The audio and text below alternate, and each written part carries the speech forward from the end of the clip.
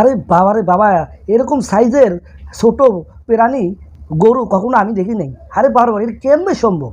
আমি বিশ্বের মধ্যে অনেক বড় বড় দানব গরু দেখেছি, কিন্তু এরকম ছোট সাইজের গরু কখনো দেখি নাই। যে বিলাতি সাইজের কুকুরগুলো দেখেন না, ঠিক সেম এই গরুগুলো হচ্ছে সেরকম সাইজ। তবে এগুলাকে আপনি কখনো ছোটো ভাববেন না। এবং আমার ভিডিও স্ক্রিনে দেখতেছেন কত রঙিন কালারের মতন, লাল নীল সাদা এই ধরনের সাইজের সেই গরুগুলো হয়ে থাকে। তবে এইগুলা গরু প্রাপ্ত বয়স, এবং এই গরুগুলো আপনারা দেখছেন কি না, যদি দেখে থাকেন আর নাই দেখে থাকেন অবশ্যই আমার কমেন্ট সেকশনে জানাবেন যে এটা কীভাবে তারা এই জাতগুলো উৎপাদন করে। এবং এই ধরনের ছোটো সাইজের গরুগুলো একমাত্র পাওয়া যাবে আপনার বাইরের দেশে, এবং এগুলো আমাদের বাংলাদেশে আসে কিনা যায় না। তবে এই যে এরকম সাইজের আপনার গরুগুলা সবচেয়ে পালতে স্বাচ্ছন্দ্যবোধ মনে করবেন সবাই, কারণ এগুলোতে পরিশ্রম কম, শ্রম কম।